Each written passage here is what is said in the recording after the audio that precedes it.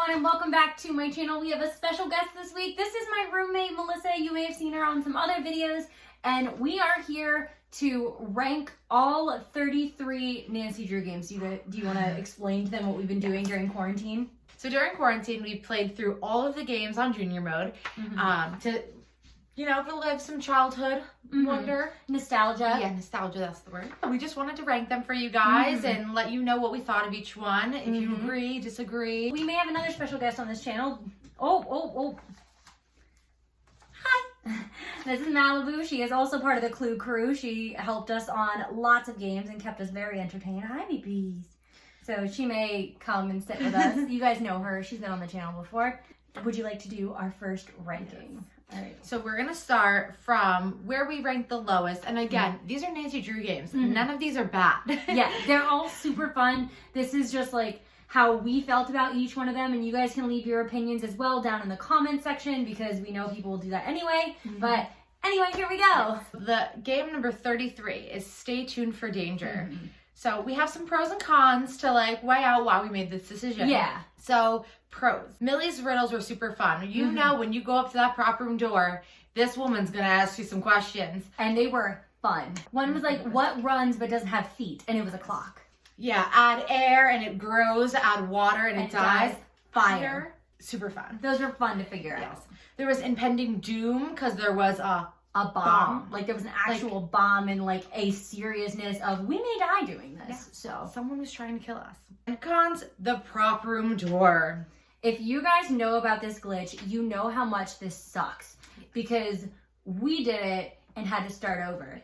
Yeah. So for those of you who don't know, basically when you go into the prop room that first time, you have to get a doorknob. Because that's how you get back in. Yes. And if you don't have said doorknob, you can't get back in. But the problem was, if you don't get that doorknob in the first time you go in the prop room, you can't get back in the prop room. So the only way to fix it, we found, because of course we went online, and I will fully admit a lot of these we did like the walkthroughs and the spoilers because we did need help on some of them. And the only way we could figure out how to undo that was to start the game over. So that really sucked. Because we were actually like a quarter of the way through the game and it was just like, no, you're done. And then the decoder. The decoder to get into the different doors and all that was just awful. It just didn't make sense to us how it worked. We ended up just looking up the codes, not gonna lie. And even some of these, when you do the walkthrough, you get the hint, you're like, oh, that's where it was. This one, we were just still we're like, how? There were a few puzzles in all of these games where we questioned how people did this without a walkthrough. Yeah. Or without... How do people make this walkthrough? How are you so smart? Yes. Thank you. So number 32 for us was the Phantom of Venice. So pros for this one was Scopa. Scopa was so much fun. And I also want to just shout out Her Interactive for putting out a digital Scopa deck that you can download and play at home during quarantine. Thank you to them. I love that idea. And honestly, we got a lot of laughs out of this one. Like the instance of... we're gonna feed a tracking device that self-destructs to a pigeon. And dancing was fun. The stealing of the sapphire was also very, very fun once we found out how to do it and get through the maze. It was really fun and honestly kind of stressful, but we laughed about it a lot, so that was really good. And also being on an actual stakeout, that was pretty cool. Cons for this one, the traveling was kind of annoying until we really figured it out. And what I mean by that is having to go from one place to another just to get to where you're going instead of being able to go to directly there. That just was kind of annoying. I also didn't like the fact that we constantly had to pick the locks over and over again. Nothing would stay unlocked. You had to always do it and it always took forever. Also, the tile puzzles took forever. And I remember I did one and I was like, wait, do I actually have to do all four? And I remember you looked at me and was like, yeah, you do. Yes, raising and lowering the water wells. You had to go to spot 1, go over to 2, drain it, go to 3, raise it. Are we in the Panama Canal? Lower it. I got it, we got it, but it took a minute. And are we in the Panama Canal or are we in Venice? I really don't know anymore. 31. The Silent Spy. We were so looking forward to this one because hopes were high. Hopes were so high because honestly, we thought Nancy's mom was going to be alive. We really thought that, and then we were sadly disappointed. Yes, and we spent most of the game confused. Yes. what is happening? And like they would explain it, but we still like were unsure. We got that like it was a biomedical weapon and like there was gonna be a bomb and all that, but like we were very unsure what was happening at that moment. Like we understood like why Nancy's mom like died and like what she was working on then, but we were like, how does that fit to now? It was just way too many questions. Yeah, it was just a mess. There were some pros though, and we're gonna get to those. Yes. So there was some fun puzzles, and every time they showed a little flashback scene of baby Nancy and her mom, like right in the field. That hit really hard, and that was my favorite part of the game, was like the moments of Nancy and her mom. And then of course your contact, you see all her IDs at a point, and you see Mrs. Samantha Quick. We both had a moment because we were like, oh my god, that's her. That's the girl from Phantom of Venice that we were like, you know, blonde hair, red dress. I will say that's one of my favorite parts about just the Nancy Drew games in general is all these Easter eggs. All the little Easter eggs in between them. And then we fully lost it when you're in this cabin and you do the thing and it turns into a full Spy Kids like situation. There are cameras, there's tables, there's like all this high-tech equipment that comes out of the walls. We weren't ready. We weren't. Like we knew it was a safe house, but we didn't know it was the safe house. Yes.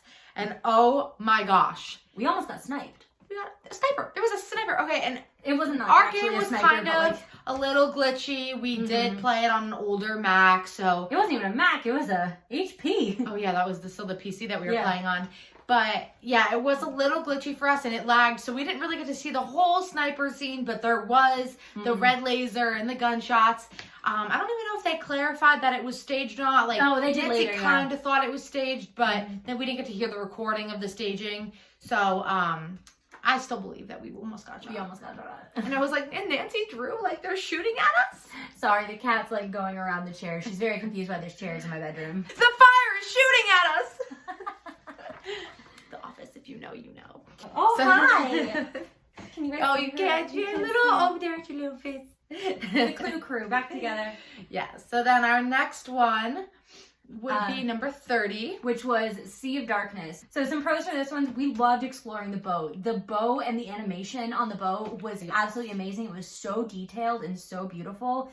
And also, we just loved Toomey and his zoomies all around that ship. Like, she had read ahead a little bit in the walkthrough so we could figure out, like, where we were headed. And she was like, you're going to be surprised when you open the door. I was like, what do you mean when I open the door? And I opened the door and out jumps Toomey, and I was very excited. Oh my God, just does laps like any dog would that you just let out of a room, does circles. And man, was he cute. And also, the girl Alex, who's on the radio, absolutely hilarious. Yes. I loved her. She's every one of us when we've just gotten our first job or first internship. I don't want to get fired. Like, please do not fire me. And also for this one, like, Nancy and Ned are the absolute cutest. Like, they were so cute. I was honestly very convinced that they were going to get engaged at the end of this game. I was very convinced. I was very disappointed when I didn't see a picture of a ring. I was very mad. And honestly, cons for this game was, it was the last game in a style that, like, we truly grew up with and we knew. And it was also the last game with our Nancy. And I will say with this one, like, the ending was a little, like, meh. It was just a little meh, because there's some other ones that are, like, really dire consequences, like, you're almost gonna die, like, all that. This one just seemed, like, very meh. Number 29, The Captive Curse. Pros, Renata's story was great. I loved her storyline, and, like, finding the scarf and, like, figuring out that her story was actually, like, her childhood. Like, that was really good. It was, I think, her sister that was her sister. That disappeared into the woods. We love the mini games, Monster and Raid, that he created them, and they showed up later games. They were just really fun to play versus some of the other games that sometimes a little by chance, you can't, like, necessarily control how you win. But this one really just, like, made sense. We liked it. And then you get to have snacks. You get to put your little coin in the birdhouse looking and thing. Get all the snacks. And I think we tried all the snacks. Didn't we get that award? Yeah. And cons for this one. Lucas. I felt so bad for that child. Like, I would be, if that was me, if I was, like, actually Nancy in that situation, I'd be calling CPS. Like where is your dad? We were in the security booth. He was not in the security booth. Where is your father? Who is watching you? Like, and he always seemed just so lonely and sad. I'm like, I want to take you away from here. I feel so bad for you. And he had, like, the letter where he didn't have, like, friends at school. Like, yes, we're here for you. We're here for you, boy. We love you. And we did... last In game. comparison to the last game on We're the like list. Nancy and Ned. This game, we're like, Nancy, stop fighting with Ned. Like, you don't need this right now. We didn't need that. And like, Yeah. and how does this well work? You can put a bucket down the well, fill it with water, and bring it back up. But Nancy could also climb into the well and go into like a side cavern. But also, like, you had to put the flashlight on it first, and then you could climb down the rope and like keep your feet on the flashlight, and then hop in and take the flashlight with you. Like, how? We're lost. How do you get in there, Nancy? What are you doing, Nancy? What is happening? All right, so number 28, Message in a Haunted Mansion. So we did kind of rank this one lower, partially because it is an older game. Because for us, it was just so glitchy and hard to trigger. And at the time, like, it was only their third game, so they're still learning how to do it. And so I do have to give them props for just making the game in general. But some really good pros about this one is finding all the Chinese symbols and like the tapestry. That was really, really cool. And I love like the history element to this one. I always love the games that have a history element. And then moving to number 27. We are going to get ripped a new one in the comments. So I am sorry in advance, but this just was not one of our favorites. And to start with the number 1 pro for Cursive Blackmore Manor. I'm so sorry. Yep. We loved the story. The fact that this so poor girl great. was struggling with her new stepmom. She was putting the, what was that, like hair? Yeah, like the hair growth or cream and like her lotion and like... Yeah, like the commitment from this little girl and her struggle. We get it. We love the storyline. And we love the characters in general. And her learning about her family history. Like, we loved it.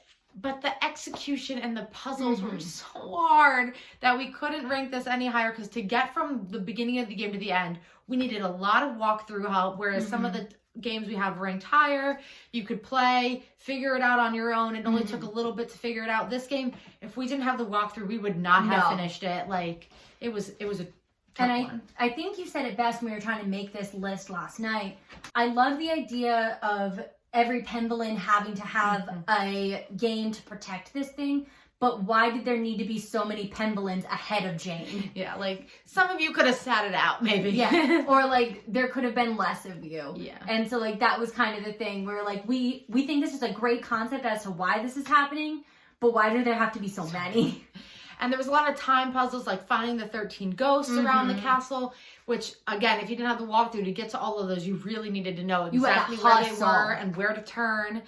But there are some good things in addition to the storyline being so great. There was Lulu, who, like, you have to take her snacks and make her happy, even though she was a little bit of a grumpy parrot, a little grumpy. But I love her. She's the best part of the game for me at least. And then Jane had great games. Again, games that aren't always by chance, and a mix of games. You're not playing the same game 12 times, like Frogs and Geese. Oh my god. You get to play different games. Later. And then there's secret passageways. You have to slide down a slide. Like, there is a cool amount of things happening in this castle beyond, like, the games that get a little tricky. Like, which are some more examples, like the pipes. There was to pour oil in something. Oh, to make the forge. Like, there was some toughness. And honestly, just like the revolving room, if we didn't have the walkthrough for that, we would have died so many times. So there are some time triggers that are a little tricky. Yeah. You have to go to bed, wake up at a certain time, have your nightmare at a certain time. Yeah. But past all that, this last one I think is a little bit of a pro and a little bit of a con, because Nancy is hilarious. Yeah, and has absolutely no filter. Never. She's like you watch those videos of like kindergartners, like just kids say the darndest things. Nancy says the darndest things. So she's talking to poor Jane about her gerbil? Guinea pig. And Jane's clearly upset. Her guinea pig has passed away. And Nancy doesn't really care. She's like, why did it die? How did it die? Like, Nancy, no, that's not what you say in this circumstance. And this is a child. And the funny thing is, like, in the earlier games and, like, later games as well, like, Nancy does get better. Like, if somebody mentions, like, their mom has passed or anything, like, she says, like, I get how you feel. But, like, in games before that, like, Nancy's like, oh, well, how did they die? What happened? Like, what did you do about it? Like, how did it make you feel? Yeah, like I'm like, Nancy, no. And then this little girl's like, I don't want to talk about it right now. It makes me sad. Like, Why wouldn't it make her That's sad, it. Nancy? Like, don't ask. Moving on, number 26. So we have Danger on Deception Island. So this one, you really learn a lot, and like it was really fun to like look around Whale World and like see all that stuff. And Casey Porterfield, oh my god, so funny. He had us rolling. But for this one, like we had a lot of cons for this one, and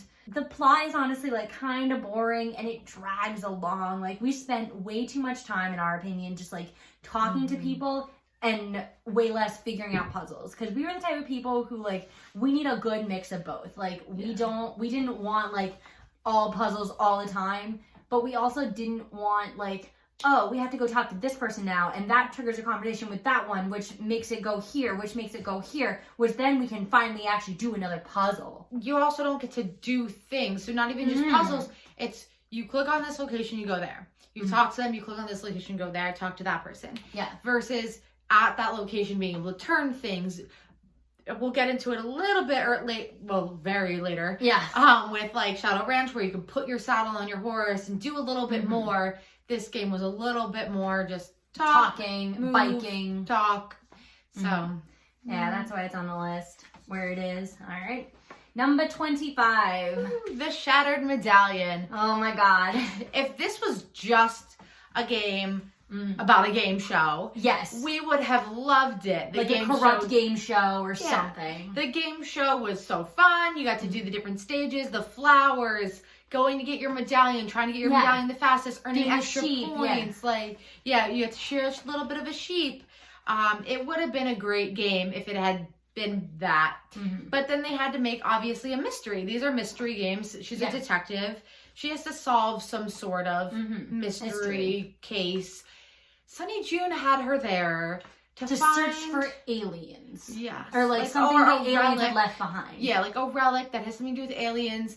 And it only really comes about the last like 5 minutes of the game that he's like, yeah, you're actually here to find this relic for us. Here's the pieces that you've been finding. They put it together and he's just like, wow, it exists. Okay, game over. Like, it was so anticlimactic. And then all of a sudden at the very end, Kiri comes in and all of a sudden she's the villain because she's mad that you won. And it's just like, yeah, and she like drops the rope down, so you have to find another way out. But like, it was very forced, and it once again, I say the ending was just meh.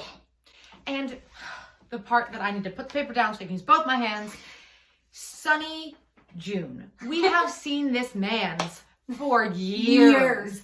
We've seen his doodles. We've seen his work. We have followed his footsteps for years. And we're not going to address that when we meet him face to face. We're just like, oh yeah, that's Sonny.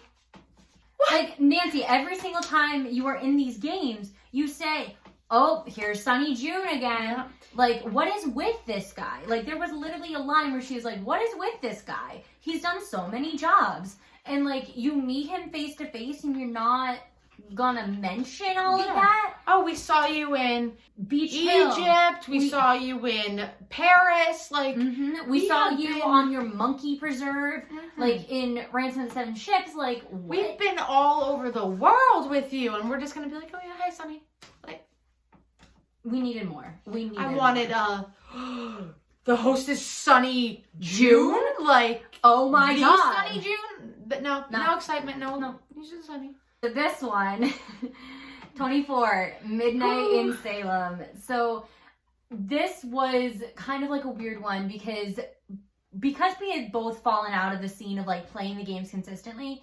Neither of us knew that the company had kind of gone under for almost 4 years and then put this game out. So when we first started playing it, we were kind of shook. So I will start with the pros for this because there are some great pros to this game. One pro is that they actually made the game after so long. Like, we had to give them credit for that. And the Herbal Remedies puzzle was really fun, and we really wish we could have done more with that. And like, granted, you could go back and do it again, but honestly, we had other things that we needed to do and check off our checklist. So I wish it would have been like made a point to do it again and again. And you did get to play as the Hardy Boys. It was nice to see them again. And honestly, all the characters in this game had a really cool backstory and like plot points, and we both loved May. Yeah. We also loved her leggings. And you can buy them. You can buy them on her Interactive's website. Yes, honestly, I want some of their merch. Yes, all of the characters had like a really strong personality. They weren't just generic, there to be there. They all played a different element, and they made this quirky group come together, which was really nice to see. And like the ending and the explanation of why everything was happening fit so cohesively. Like, all of these visions that people are having is because they're being poisoned. And it was a clear reason why Hawthorne House, like, they wanted to demolish it. And I also liked at the end, like, it was a little different. Instead of doing, like, the final letter that always happened, you got to go around to each character and say, like, your goodbyes and find out what happened. So, like, I did really enjoy that. Now, unfortunately, like, there were some, like, major cons for this game, which is why it is so low on the list for us. And I think for other people, too. And so the new graphics and the movement style was really hard to get used to, especially in the first scene. Like, you were driving, we basically referred to it as driving whenever one of us was at the mouse. So you were driving that first scene, and it took us 20 minutes to just turn and find a book, because we could not figure out how to click on things, how to move things, because it was so different from the old style. And like, I get it, they wanted to try and like upgrade their games and do something different, but it was just so different. Because at least in the last few games, when they would change like their setup and all of that, it would make sense. Like, basically it could be a little different, but it was easy to adapt to. This one wasn't as easy to adapt. Yeah, and like some examples are, normally you go to the corner of the screen and you click, or you like swirl. This one, you had to click and move the screen. Almost like you've played Sims. It's very similar to that layout, where you're not just like clicking and going to the next screen. You can just fluidly move. You can look up. You can look down, something we normally didn't do. So it was nice in that they try to give you more of a range of vision and make it a little bit more natural. But it did struggle a little bit. And again, we played this on an older Mac, so it might have been some graphics issue on our end. We did struggle a lot to figure out this first scene. So then we started the game off a little rough, not being able to get the first couple minutes really down. So then from there, meh. And also just in general, and I'm not knocking the voice actress at all. She did a wonderful job, but we missed the old Nancy that we grew up with. And I get it, like, you want to move on to bigger and better things. Like, you've been with this company for years, but at the same time, like, I'm not going to lie, I did miss her. And also, it's way less witch-driven than you would expect in Salem. Like, we were hoping for like some black magic madness, and that didn't happen. And like, it was still a great game and a great story, but it wasn't kind of what they marketed it to be. Honestly, you have to deal with Deirdre, who neither of us like, and like, she got a little better in this game, like, but honestly, you have to deal with Deirdre. No, who likes Deirdre? And she still likes Ned, and still like subtly hits on Ned, and it's like, if you were out of the picture, if you were out of the picture, I'd be with your boyfriend. Like, excuse me, no. 23, the final scene. Okay. Pros, Houdini references were great. We met Eustacia, who comes back in Ghost Dogs. So she's there a little bit.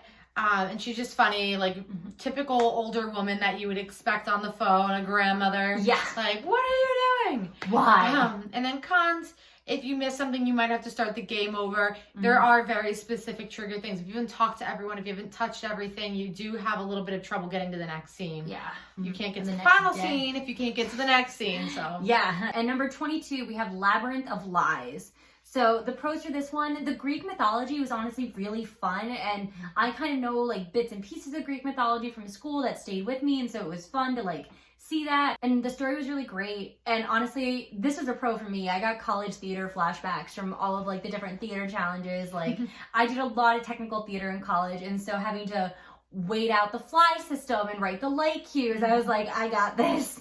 Let's go. I know how to do this. So that made me laugh. And the cons, some of the puzzles were honestly really difficult. Like the last puzzle with like the pomegranate to get you like out of the underworld. It was just like, what is this? How? And honestly, you only really got to go to two places. You could either go to the museum or to the stage, which also ties into the fact that this game is supposed to take place over a matter of hours. Like, she gets there in like mid-afternoon and it's opening night, and the art heist is gonna happen on opening night. Like, how? how do you solve something that quickly? Yes, and with having to solve it so quickly, you go to 2 places, you talk to like 4 people. It's very quick, it's very short, and a little bit of that, like, even though we complain sometimes about like the time triggers, like it would be nice to like go to bed, come back, go to a new place, get a little bit more, especially because we're in Greece and I have a tattoo in Greek. I've been to Greece, I love it. Yes. I would have liked to see like a little bit more of Athens. There's so many historical sites to have just been in this one theater. Yeah, was a little bit like. You got so excited when you saw that it was physically in Greece, not just like Greek themed. But then, and also, other little like note is like they're all like Americans. They're all Americans in Greece. You don't meet one Greek person, no one with a Greek name besides their character name. So I was a little disappointed that they Thanos, but that's about it. But yeah, it would have been nice if they could have maybe dropped in a little bit more of the culture of Greece. Some of the other games where they've been in Italy, they had a little bit more of the culture incorporated in the game. Yeah. 21, Tomb of the Lost Queen. Yep. Pros, Sonny Jun and Hotchkiss get a cameo, and it's pretty great. Yeah, they were great to like see all their things and like hear Hotchkiss's voice again. That was great. Yes. And hearing about Sonny was awesome. And the woman who had worked closely with him and Jamila. Yes, and kind of just played off of how like what's the word? Like quirky he was. And we know he's quirky, but we got to hear it from her, which was nice.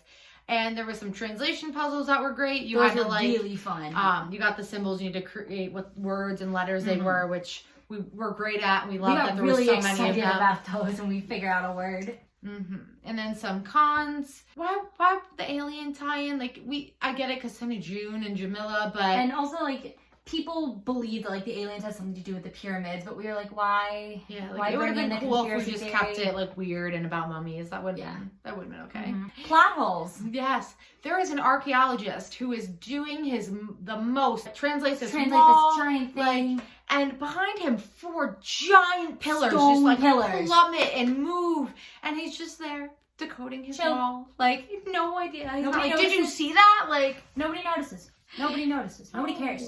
And then there's a procession of the gods puzzle, which was pretty tricky. When you had to step on the stones and we kept stepping on the wrong ones. Yeah. Overall, pretty, middle of the ground, but... So, number 20. So, we did Seekers Can Kill Remastered as our first game because we had the ability to do it on a Mac and all of that. And that is also the one that we had available for us, like, for purchase. So, for that one, like... Pros, there was an actual murder to solve. Like there was a true crime that was going on. And like granted, like a bunch of other ones are also like true crime, but like this one's a murder. Like and it started with murder. And there was almost more. And it was honestly like a really good ending. And we got a lot of laughs out of this one because I accidentally told people that we were an undercover detective because I wasn't paying attention when I was talking. And the con for this one, there weren't a lot of little puzzles to solve. Like all the puzzles like turned into one bigger thing. So I like having a lot of like little ones. You had to go to all of those bulletin boards, get the little code, put it all together at the end. So it was just a little bit much. And not like little things you could do to keep you going. And there was, again, a lot of talking, which we like to talk, but you've been with us for a half hour now, so. Number 19 is The Haunted Carousel. So pros, we loved Miles, the Magnificent Memory Machine. He's everything great. He stood for, the fact that her dad made him. He was great. So even though you're in this amusement park and there are perks of being able to go on the rides and do the ride the carousel, we really did like Miles the most. He was like the highlight of the game for us. He just made us smile and made us laugh, honestly. And they like challenged you in different ways. So you have to program the computer and like type the code into the back. So it's a little bit different than just their standard Nancy Drew slider puzzles. And word search type deals.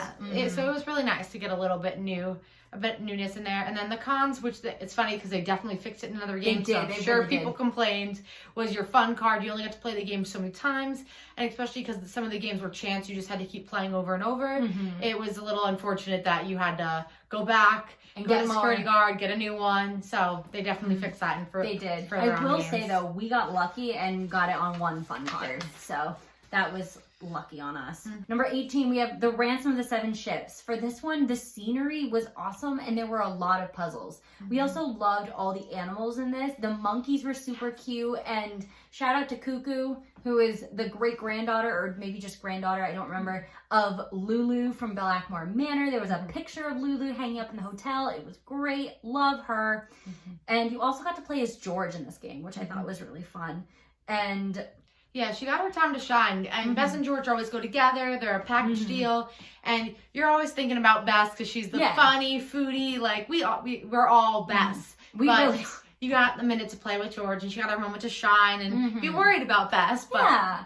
And the metal detector and the diving was really fun. The one thing I didn't like about the diving, though, was the boat to get to the diving. That took forever if you didn't get the wind right. I hated that. Cons, so there were so many by chance games, and it took us forever to get through some of, like, the monkey puzzles, because it's all by chance. You can't, like, play it and, like, be sure to win. There's no, like, real trick to it.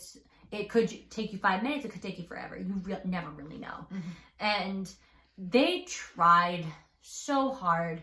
The culprit in this one came out, like, you kind of knew who it was going to be, because there was really only one other person on the island besides you and George. Yeah, and they weren't going to make the culprit someone that you haven't seen at all during the game and just be like, hi, so you kind of knew who it was going to be. But at the same time, they tried so hard for that twist ending, and man, did it not work. I'm going to say that again.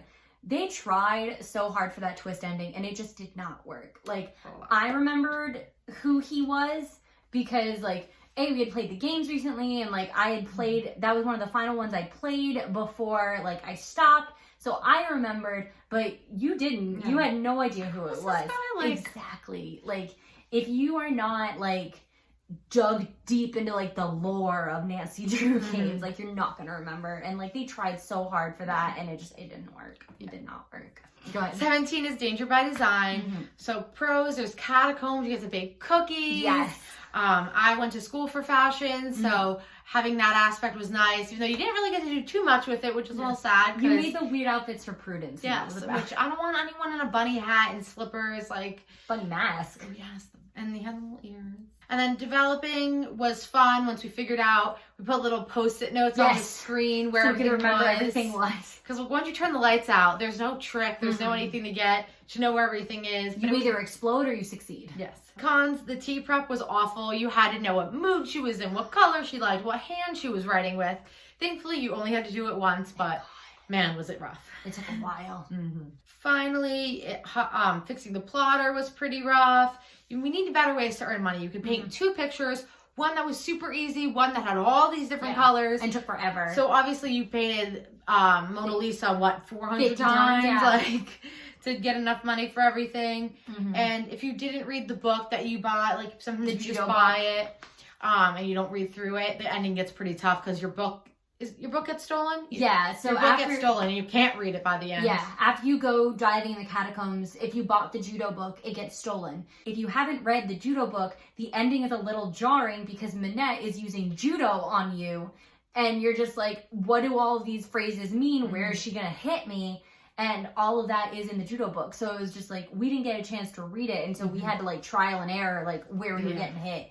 16, we put Alibi and Ashes. So pros for this one is we got to play as everybody. We got to play as Ned, George, Bess. Like, it was great. And we got to eat so much ice cream. And we will fully admit to keep going back to Scoop and getting more and more ice cream. And it was called Scoop. Like, yeah. And honestly, it was just really nice to see River Heights. Like, you hear about it so much. It was so nice to actually, like, see it. Yes. Nancy got to go home. Yeah, I got to solve a mystery in her hometown. And also, it was...